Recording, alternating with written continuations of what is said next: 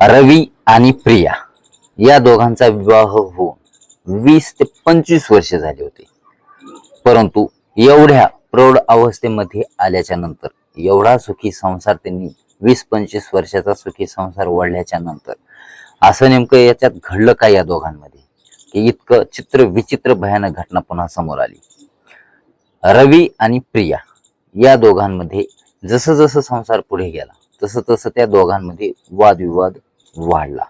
दोघांमध्ये आर्थिक प्रश्नावरून दोघांमध्ये वादविवाद होत होता आणि संसारातील ओढाताण, घरामध्ये कोणताही सोर्स नव्हता पैशाचा आणि तो सिक्युरिटी गार्ड म्हणून काम करायचा रवी.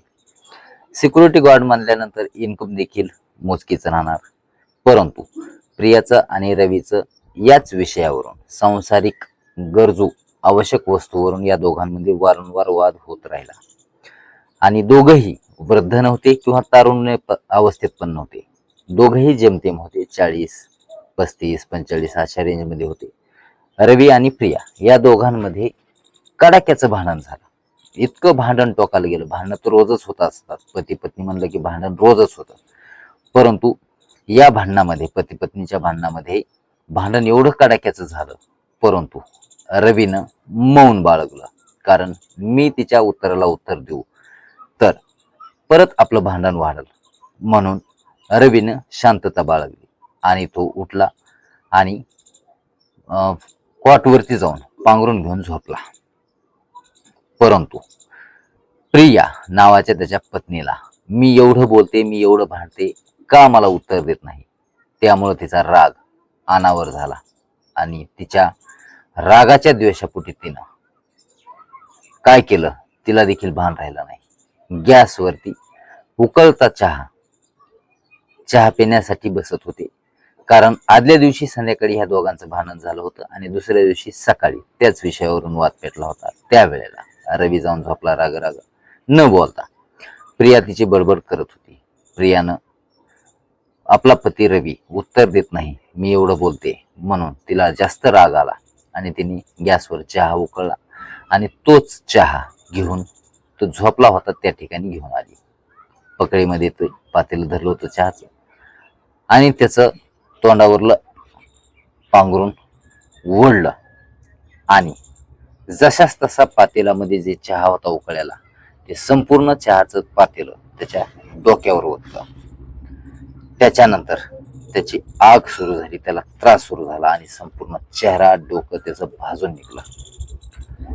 त्यानंतर रवीनं ताबडतोब ससून रुग्णालय गाठलं आणि त्या ठिकाणी त्याने उपचार सुरू केले.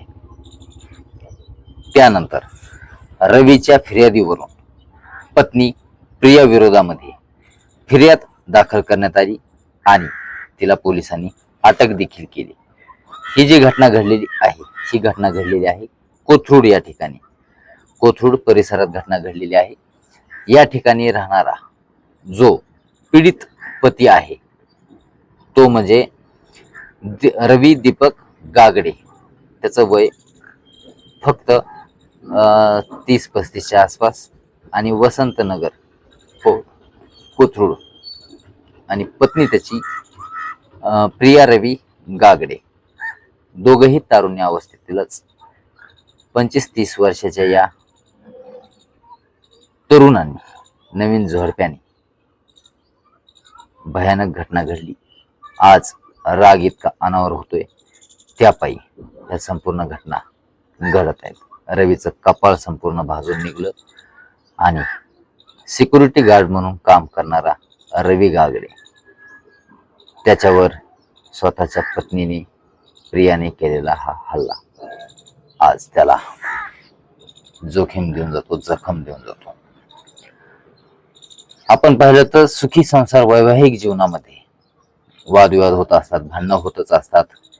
परंतु हेच वाद टोकाला जातात आणि असं काही घडतं की त्यामध्ये स्वतःही अडचणीत जातात आणि समोरच्याला ह्या अडचणीमध्ये नेतात. रागावर नियंत्रण पाहिजे. पती पत्नीचं भांडण क्षणाचं असतं, त्याशिवाय संसार चालतच नाही. भांडण येणार, रुसे फुगे येणार, परंतु त्याच रागाच्या भरात जीव घेणे हाले करणं हे देखील चुकीचंच आहे. या घटनेबद्दल, कोथरूडमधील या घडलेल्या घटनेबद्दल आपल्याला काय वाटतंय? आपली प्रतिक्रिया आम्हाला कमेंट बॉक्समध्ये कळवा. MMG news Marathi channel subscribe करा, बेल आयकॉन घंटीला प्रेस करा. भेटूया पुढील अशाच एका नवीन रिअल मराठी क्राईम स्टोरी सोबत. तोपर्यंत धन्यवाद.